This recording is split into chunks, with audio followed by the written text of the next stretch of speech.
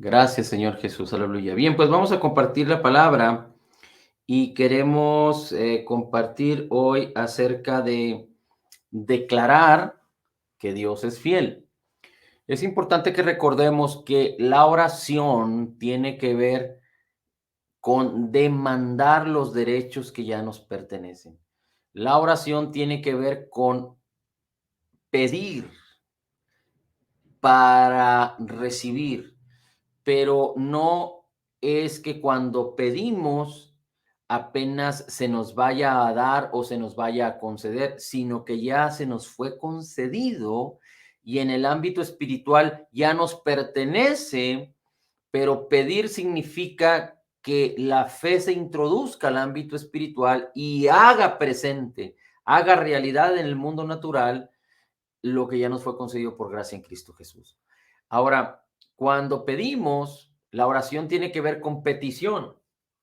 Hemos dicho ya que la oración tiene como fundamento tener una relación personal con Cristo, tener una relación personal con la palabra, tener una relación y una intimidad y una comunión con el Espíritu Santo, saber y conocer y creer en la persona divina de Jesús, en su obra terminada, completa y perfecta, en lo que Él es y lo que ahora tú y yo somos en Cristo Jesús. Y orar tiene que ver fundamentalmente con tener una relación personal con Cristo, con tener una relación personal con su palabra. Pero cuando hablamos acerca de hacer peticiones, no solo estamos hablando de tener tiempos de comunión con el Señor, pero también estamos hablando de declarar las cosas que no son para que sean, declarar las cosas que no están presentes en este mundo, pero que existen en el mundo espiritual para que sean. Y particularmente el hecho de declarar tiene que ver con la salvación, porque dice Romanos capítulo 10, versículo 10, que con el corazón se cree para justicia, pero con la boca se confiesa para salvación. Es decir, la boca necesita confesar la palabra para que la salvación, es decir, la benignidad y la bondad de Dios, todo lo que nos fue concedido por gracia, sea manifiesto en este mundo natural. Definitivamente que es un proceso, porque la fe no puede apropiarse de lo que ya nos fue concedido para manifestarlo si no creemos, si no hay una convicción, si no estamos entendiendo y creyendo firmes en que ya nos fue concedido. La fe es lo que ya creemos, lo que ya concebimos, puesta en acción para apropiarse de lo que ya no, de lo que estamos requiriendo o estamos usando en determinado momento. Así es que hablando de la fidelidad, es muy importante que entendamos algunas cosas. Por ejemplo, en Hebreos capítulo 10, versículo 23, dice la escritura, debemos mantener firme sin fluctuar la profesión de nuestra esperanza, porque fiel es el que prometió, dice la escritura, porque fiel es el que prometió. Así es que la fidelidad de Dios aquí en este versículo tiene una relación muy importante que habla acerca de la profesión de nuestra esperanza. La profesión de nuestra esperanza tiene que ver con la confesión, con el ejercicio de lo que esperamos. Y lo que esperamos es lo que Dios nos concedió por gracia en Cristo, la benignidad y la bondad de Dios, es decir, el perdón de nuestros pecados, la salvación de nuestras vidas, de nuestro ser, de nuestra alma, es decir, poder aprovechar la vida abundante de Cristo aquí y ahora y tener una vida eterna con Cristo para siempre. Cuando hablamos de la esperanza, no solo estamos hablando de una intensa anticipación de la benignidad y de la bondad de Dios, pero estamos hablando de lo que no se ve, pero que ya es y que tiene relación con la benignidad y la bondad de Dios. Así es que la fidelidad de Dios tiene que ver con que Dios causó la bendición y ya nos bendijo.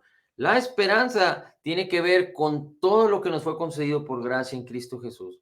La esperanza tiene que ver con los pensamientos que Dios tiene para nosotros y el propósito que Dios tiene para nosotros. Y esto debemos de entenderlo, que son pensamientos de bien y no de mal, que son para salvación y no para quitarnos, para perdición, para maldición o castigo, sino para salvación, para bendición, dice la Escritura, que el Hijo de Dios no vino a condenar al mundo, sino vino a que el mundo sea salvo a través de él. Así es que esta es la esperanza. Dios habló su palabra y en cada palabra puso un propósito. Y el propósito para manifestarse es que Dios por su fidelidad causó que la palabra nunca pierda su propósito, que la palabra nunca pierda su poder. Ahora, no porque Dios es fiel a su palabra, significa que las cosas van a suceder en automático, porque dice la Escritura que muchos han escuchado la palabra igual que nosotros, pero no les ha aprovechado en nada porque no la creen. Así es que no solo es importante escuchar la palabra, conocer la palabra, pero necesitamos creer la palabra. Y para creer la palabra tenemos que entenderla correctamente, concebirla, perseverar en ella para creerla, para que la fe opere. Ahora, fíjese cómo dice Primera de Corintios 1:9, Primera de Corintios 1:9. Dice, fiel es Dios por medio de quien fueron llamados a la comunión de su Hijo Jesucristo nuestro Señor. Fiel es Dios por medio de quien fueron llamados a la comunión de su Hijo Jesucristo nuestro Señor. Así es que por un lado, Dios habla de la fidelidad de lo que Él ya nos prometió y de lo que Él ya nos concedió. Y por otro lado, aquí dice que Dios es fiel y su fidelidad la relaciona con el llamamiento que tú y yo tenemos a tener comunión con Jesucristo, a tener comunión con Jesucristo. Ahora, fíjese cómo dice Deuteronomio capítulo 7, versículo 9. Deuteronomio capítulo 7, versículo 9. Dice pues, reconoce pues que el Señor tu Dios es Dios y Dios es fiel, que guarda el pacto y la misericordia para con los que le aman y guarda sus mandamientos hasta 1000 generaciones. Reconoce pues que el Señor tu Dios es Dios y Dios es fiel, que guarda el pacto y la misericordia para los que le aman y guardan sus mandamientos. Esto está hablando de la ley, pero en el nuevo pacto en Cristo Jesús no es un pacto de Dios con los hombres, pero es un pacto del Dios Padre con Dios Hijo, un pacto que no puede ser quebrantado, un pacto que no puede ser invalidado, un pacto en el que tú y yo no intervenimos como interlocutores o mediadores o participantes del pacto en sí, pero somos participantes o beneficiarios del pacto. Así es que el nuevo pacto en Cristo Jesús es un pacto perfecto entre Dios Padre y Dios Hijo, de tal manera que hay fidelidad en este pacto y Dios es fiel para que ese pacto siempre tenga una vigencia a favor de ti y de mí. Pero cuando hablo a favor de ti y de mí, hablo a favor de los que creen, porque la vida eterna, el amor de Dios, la salvación que es a través de Jesús, es para los que creen. ¿Dios hace excepción de personas? No. ¿Para quién?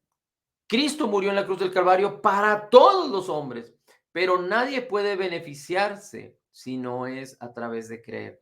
Y hemos dicho ya que hay muchos que se jactan y que dicen, bueno, es que si Dios es tan bueno y tan misericordioso y Él es fiel a lo que Él dijo, entonces, aunque yo no crea, aunque yo viva mi vida, yo voy a recibir lo que Cristo ya hizo por mí. Y esto es un engaño, esta es una mentira. Es más difícil creer en eso que venir y creer en Jesús. Es más difícil creer en eso, creer en que yo puedo seguir viviendo mi vida, en que yo puedo tener mi concepto acerca de lo que creo sin creer en Dios y que voy a recibir los beneficios de lo que Cristo hizo en la cruz, porque la palabra no dice tal cosa. La palabra de Dios dice que para todo aquel que cree, y creer en Jesús es lo más sencillo que puede haber. Solo que el hombre limita a Dios y se limita a sí mismo por el pecado. Se limita a sí mismo por la religiosidad. Se limita a sí mismo por la incredulidad, por el engaño.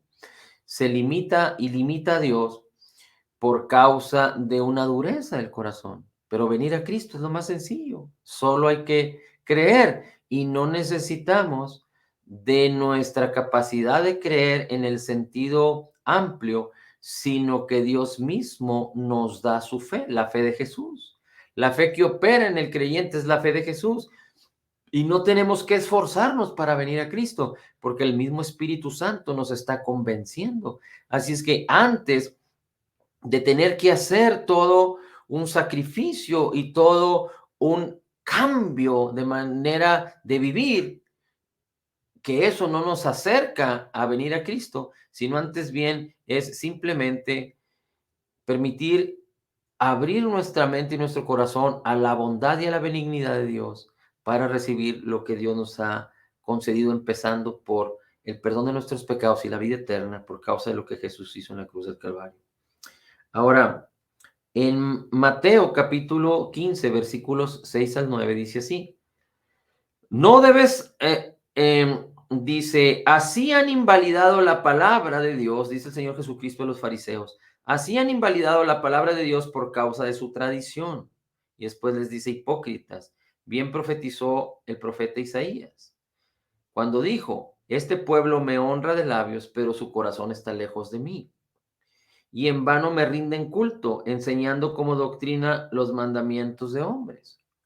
Así es que el Señor Jesucristo está diciendo, ustedes son hipócritas, tienen dos maneras de pensar, pero se engañan a sí mismos. Porque Isaías dice, con su boca me honran, pero su corazón está lejos de mí. En otras palabras, hay un corazón que no cree, pero hay una boca que confiesa que sí cree, pero hay un corazón que realmente no cree. Es decir, hay una hipocresía, no hay una congruencia entre lo que el corazón cree y lo que la boca habla. Y el creyente tiene que confesar lo que hay en su corazón, porque con el corazón se cree para justicia y con la boca se confiesa para salvación en relación a la justicia que creemos. Ahora, ¿por qué pongo este versículo en interés? Porque dice la Escritura, son hipócritas, porque con su boca me honran y con su corazón están lejos de mí. Y dice, la palabra es invalidada por ustedes por causa de tu tradición. Y todo esto viene a detonar o es detonado por causa de que he escuchado por muchos años y por mucho tiempo a través de las experiencias y el conocimiento y de las relaciones personales con otros creyentes, en donde muchos creyentes declaran algo con su palabra, pero su corazón está lejos del Señor. Declaran algo con su palabra, pero su corazón está lejos del Señor.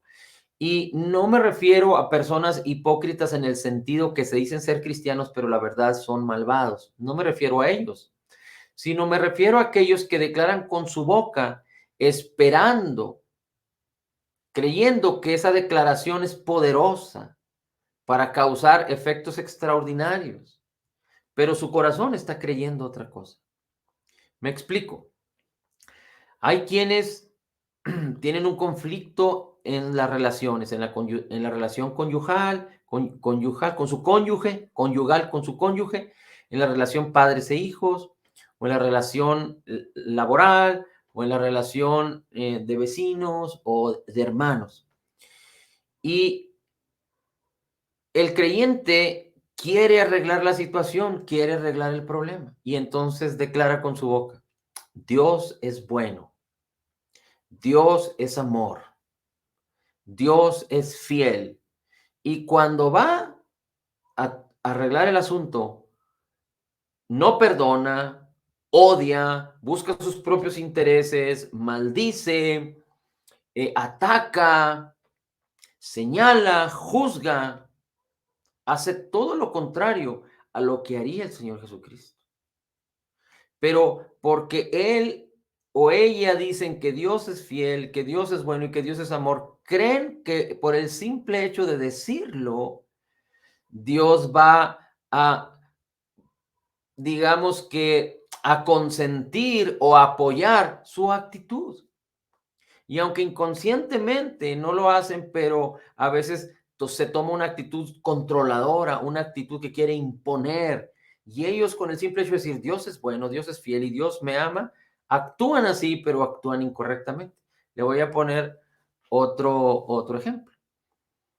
En las finanzas, dicen, Dios es fiel, Dios es bueno. Y para hacer una transacción financiera o para hacer un negocio, hacen una tranza corrupción, engañan y adquieren beneficios y piensan que es correcto, que Dios lo aprueba, porque ellos están declarando que Dios es fiel o que Dios es bueno.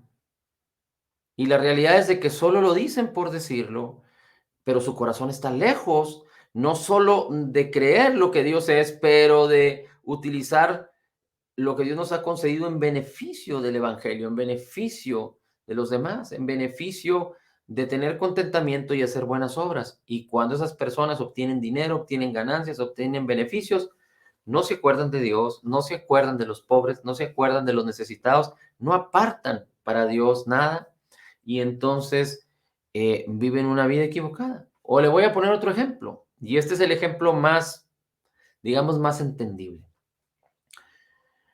He visto cómo personas dicen, Dios es fiel, y tienen a un hijo que está sufriendo leucemia. Y entonces ponen, consienten en que su hijo se ha puesto en un tratamiento médico, en quimioterapia, digámoslo así. Y dicen, Dios es fiel. Y ellos esperan que porque Dios es fiel, el tratamiento de quimioterapia sea beneficioso para su niño. O déjenme lo pongo de una manera más neutral para no entrar en ofensa con los menores, pero digamos que una persona mayor tiene un problema de cáncer y el doctor le dice, te tenemos que meter a un tratamiento de quimioterapia. Usted y yo sabemos, y si no, pues lo podemos consultar, que la quimioterapia es un tratamiento que mata, que tiene el propósito de aniquilar las células, pero no solo se lleva entre sí las células con daño, sino que también daña otras células. Entonces, la quimioterapia mata, pero no hay otro tratamiento que la ciencia médica tenga para combatir cierto tipo de cáncer. Así es que lo usan amén de las consecuencias. Y entonces las personas dicen, Dios es fiel. Pero, ¿por qué están diciendo Dios es fiel? Porque no están entendiendo que la fidelidad de Dios tiene que ver con la esperanza, con la salvación, con lo que Dios nos concedió por gracia, con la bendición de Dios, con la bondad de Dios, con la obra terminada de Jesús en el Calvario, pero jamás la fidelidad de Dios y la esperanza a la que Él nos ha llamado tiene que ver con la quimioterapia. Jamás la bondad y la benignidad de Dios tienen que ver con los medicamentos. Todos los medicamentos, todos, causan un daño, causan un posible beneficio, causan un posible eliminación de síntomas, pero siempre causan un daño. Por eso, científicamente hablando, uno no debe exponerse tanto a los medicamentos, es decir, consumirlos de manera continua, porque se estaría haciendo daño a sí mismo. Ahora, la gloria de lo que Dios hizo con nuestro cuerpo es que nuestro cuerpo se sana a sí mismo, se regenera a sí mismo. Y gracias a esto es que muchos, aunque toman medicamentos, no sufren las consecuencias de manera inmediata o a lo mejor no tan contundente porque el cuerpo es tan maravilloso que se repone de la mutilación o de los ataques que las personas le causan a través de tomar medicamentos, y no se diga de la quimioterapia. Entonces he visto cómo personas que tienen cáncer y que usan tratamientos de quimioterapia dicen Dios es fiel y esperan que la quimioterapia les haga el bien que esperan porque Dios es fiel.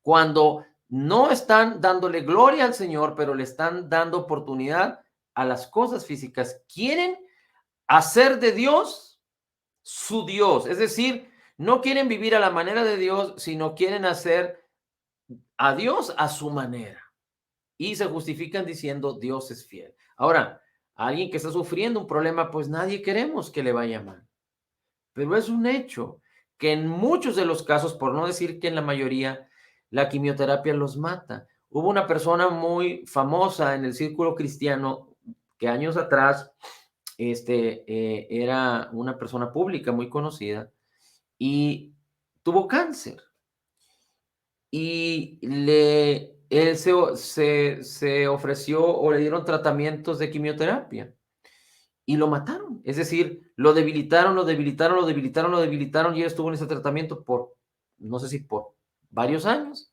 hasta que murió.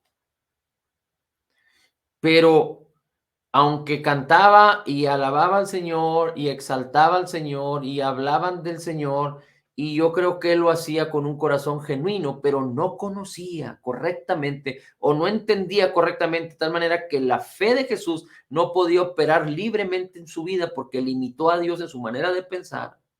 De tal manera que aunque él hablaba de la fidelidad de Dios, el poder de Dios, la fidelidad de Dios, la fidelidad de su palabra acerca de que Jesús llevó en su cuerpo todas nuestras enfermedades, sufrió todos nuestros dolores y por su llaga hemos sido curados, no pudo operar en la vida de este hombre por causa de que no dependía de que la fidelidad de la palabra fuera eficaz, dependía de que este hombre no creyó de manera correcta, permitió la incredulidad, permitió que la quimioterapia lo asistiera y entonces permitió que lo humano destruyera su vida. Otro caso, un muchacho que padecía también un problema de cáncer muy severo y este muchacho era de cuna cristiana, es decir, nació en una familia cristiana y estuvimos compartiendo la palabra, hablándole la palabra, declarando la palabra. Él ya se había enfrentado o más bien ya ya había recibido tratamiento, creo que de quimioterapia, radiaciones, etcétera. Ya se había él expuesto a un tratamiento muy fuerte y el tumor cancerígeno seguía ahí, pero estuvimos compartiendo la palabra, oramos por él estuvo creyendo, creyendo, creyendo, hasta que el tumor se hizo así y después desapareció. Y entonces el médico le dijo, ¿sabes qué? No hay evidencia de que tengas cáncer, no hay evidencia del tumor. Y resulta que el cáncer volvió a tocar a su puerta. Pero este joven tenía dos obstáculos. Uno era que la fe le ayudó a librar la primera batalla. Pero cuando el cáncer volvió a llamar a la puerta, él empezó a recibir condenación y culpa por su manera de vivir y se sometió nuevamente a un tratamiento de quimioterapia o de radiación. Y no fue el cáncer el que lo mató, sino que fue la quimioterapia o la radiación la que lo debilitaron tanto que él ya no pudo soportar. Así es que días pasados yo vi que una persona decía, es mi último día de quimioterapia, Dios es fiel. Pero sabemos que las personas que se someten a la quimioterapia después vuelven a padecer el problema, si no es que la quimioterapia los mata. Entonces, lo importante de esto no tanto es lo que declaramos, sino que necesitamos declarar lo que creemos. Y si declaramos lo que creemos y lo que creemos es lo correcto, de acuerdo a la palabra de Dios, entonces nos apropiaremos de esta bendición. Pero si lo que declaramos no va en sincronía, en armonía con la palabra verdadera de Dios, con lo que Dios es y lo que Dios nos ha concedido por gracia, de nada nos aprovechará, porque aunque podemos declarar a Dios y darle gloria a Dios, no estamos creyendo en Cristo y lo que Cristo hizo, no estamos creyendo la palabra de Dios, el poder de su palabra, el propósito de su palabra, y entonces estamos quedando vulnerables a este mundo. Y recuerden, aquel que confía más en el mundo que en la palabra, Dios no se enoja con él. Pero aquel que confía más en las cosas del mundo que en la palabra, de alguna manera o de otra, va a permitir la incredulidad. Y cuando venga la incredulidad, le va a dar oportunidad al enemigo de nuestras almas que venga a involucrarse. Y el enemigo solo viene a hurtar, a matar y a destruir. Así es que necesitamos entender que declarar, que confesar, tiene que armonizar con la palabra de Cristo cuando la creemos y porque la creemos, hablamos. Según creemos, según hablamos, porque con el corazón se cree para justicia, somos la justicia de Dios en Cristo, y con la boca se confiesa para salvación en el nombre de Jesús. Padre, te damos a ti la gloria, el honor y la alabanza. Bendito sea tu nombre, Señor. Gracias, gracias, Señor Jesús. Gracias, Señor Jesús. En Cristo Jesús declaramos que somos totalmente perdonados y sanados, perfectamente justificados, altamente favorecidos, profundamente amados, grandemente bendecidos, más que vencedores. Como Jesús es, así somos nosotros en este mundo. Somos la justicia de Dios en Cristo Jesús, declarando tu poder y la abundancia de tu gracia y recibiendo la abundancia de tu justicia, declaramos todo lo puedo en Cristo que me fortalece. Amén, amén y amén.